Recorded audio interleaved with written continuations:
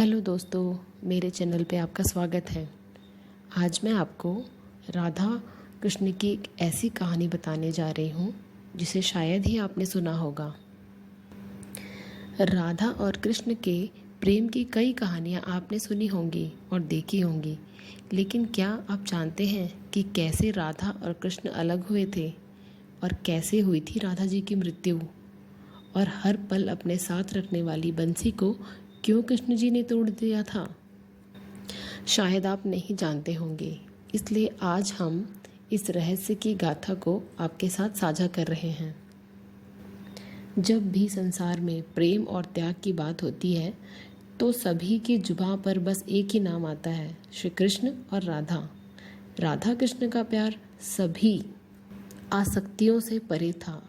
अगर कृष्ण राधा के साथ नहीं होते थे फिर भी एक दूसरे से जुदा नहीं थे।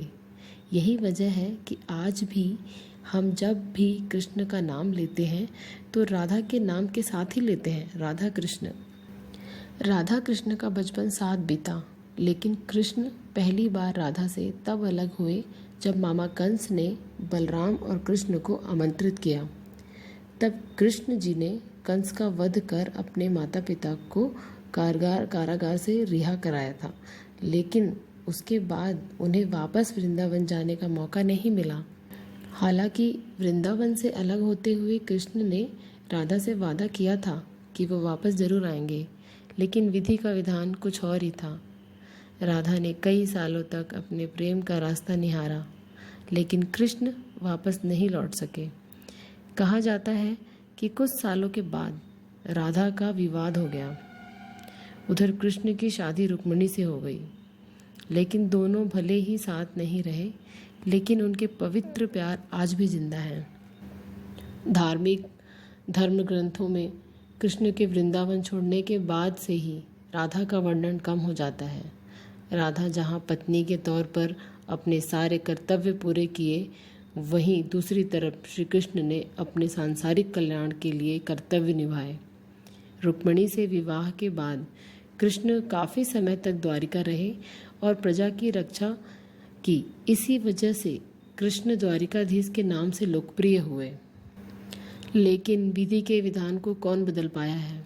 एक वक्त ऐसा आया जब राधा एक बार फिर श्री कृष्ण से मिली। राधा की नगरी द्वारिका जा पहुंची और वहां उन्होंने कृष्ण की रुक्मिणी और सत्यभामा से विवाह के बारे में सुना, लेकिन वह दुखी नहीं हुई, क्योंकि उन्हें पता था उनके कृष्ण ने अपना कर्तव्य निभाया है। राधा के पहुंचने पर जब कृष्ण ने देखा तो दोनों बहुत प्रसन्न हुए, लेकिन उनके पास एक दूसरे का कुशल पूछने के लिए शब्द नहीं था। दोनों संकेतों की भाषा में एक दूसरे से काफ़ी देर तक बातें करते रहे। शास्त्रों में वर्णित है कि राधा जी को कान्हा की नगरी द्वारिका में कोई नहीं पहचानता था। राधा के अनुरोध पर कृष्ण ने उन्हें महल में एक देविका के रूप में नियुक्त किया। राधा दिन भर महल में रहती थी और महल से जुड़े कार्य देखती थी।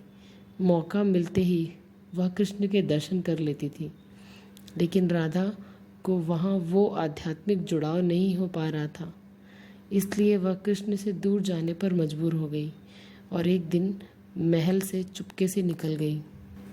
राधा निकल तो पड़ी थी, लेकिन उन्हें पता नहीं था कि वह कहाँ जा रही है। लेकिन भगवान श्री कृष्ण भली भांति जानते थे। धीरे धीरे समय बीता और राधा अपने अंतिम समय में अकेली जीवन गुजार रही थी। उस वक्त उन्हें भगवान श्री कृष्ण की आवश्यकता पड़ी। राधा किसी भी तरह भगवान कृष्ण को देखना चाहती थी। भगवान कृष्ण को जैसे ही ये ज्ञात हुआ, वह उनके सामने आ गए। कृष्ण को अपने सामने देखकर राधा प्रसन्न हो गई, लेकिन वो राधा का आखिरी समय था। अपने प्राण त्याग कर दुनिया को अलविदा कहना था।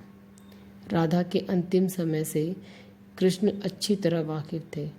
उनका मन उदास था, फिर भी उन्होंने राधा से कहा कि वह उनसे कुछ मांगे, लेकिन राधा ने मना कर दिया।